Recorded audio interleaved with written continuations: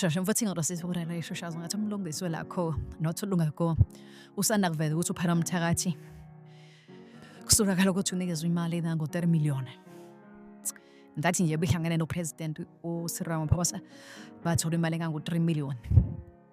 Okay, kushayena umlungisi njalo. Okay, fine, usiyaposta ke manje John Bonsu uphara umthakathi bathe ne meeting then alabantu labo.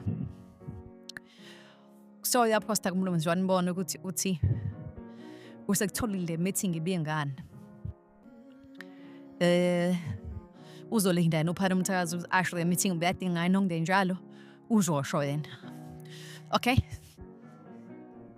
ake sinjeleze indaba ezimnandi uma ukuthi ngempela uphara umthakazi khona into ezingekho right azenza, but what if this is just an agenda? Okay, atizela first into enzokuqala uma ngizaziphakamisile zika 3 million uselethile proof njengoba sejampela kwezinye insolo lezo kuqala uselethile nipho ukuthi angifuni as much as sifuna isonke iqiniso but singabi lema at the end of the day. Yabo, asingabi lema iza nensolo zokuqala ulethi proof, uza nensolo zesibili ulethi proof.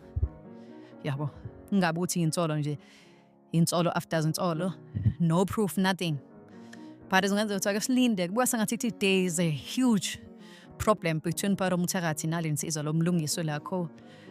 Akuzwena nje akuzwena kakhulu and mina ke ngathanda ukudive in fine ngara ngibona ukuthi okay ngempela izizathu zokuthi ngingene lento zivalid noma because angifuni ukuthi gcine senginyaka sekabantu, but I hope nangeza ukuthi ngithini ukuthi le ntolo zika 3 million ufakazi nakhona asingaweleli kwezinye insolo ufakazi baleka 3 million bungavelile ngoba uzothi mase kudlula la aphinda